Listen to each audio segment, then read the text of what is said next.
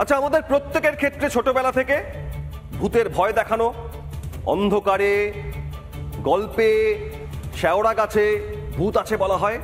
ভূত তো দেখেননি অনেকেই, আবার কেউ বলেন হয়তো দেখেওছি, কিন্তু ভূত যদি দেখতেই চান একটা জায়গায় নিশ্চিতভাবে পাবেন। কোথায়? এ বাংলার প্রত্যেকটা এলাকায় ভোটার তালিকায়। একের পর এক জায়গায় ভোটার তালিকায় খালি ভূতের দর্শন, ভূতের সংখ্যা ক্রমশ বাড়ছে।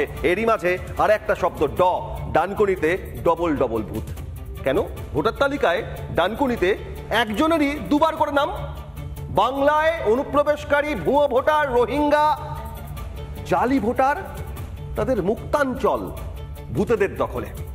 ভূতের ভবিষ্যৎ কি জানি না, তবে ভুতুরে ভোটারের ভবিষ্যৎ কি হবে এসআইআর এর পর নজর থাকবে সেদিকে।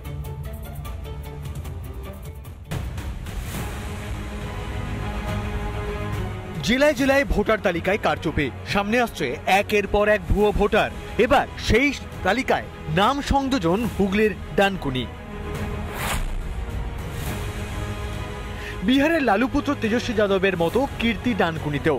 দুটি বুথের ভোটার তালিকায় জলজল করছে ডানকুনি পুরসভার কাউন্সিলর কবিরুল আলমের নাম।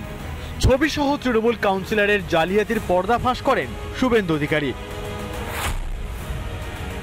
পোস্ট করেছেন সেটা একদম যে মিথ্যা আমি বলছি না।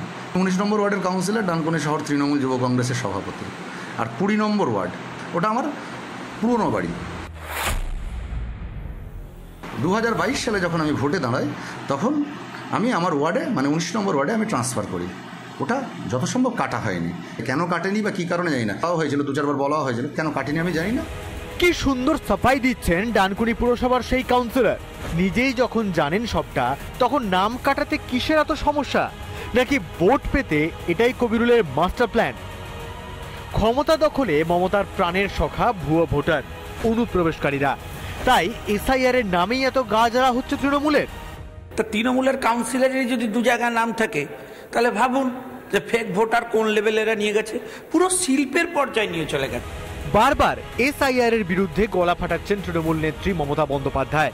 নির্বাচন কমিশনকেও ঠুকে কথা বলতে ছাড়ছেন না তার দল। ভোট বৈতরণী পার করতে তৃণমূলের সম্পদ ভুয়ো ভোটার, অনুপ্রবেশকারীরা। কিন্তু এভাবে আর কতদিন? এসআইআর হলে তো সব জারিজুরি শেষ। রিপাবলিক বাংলা।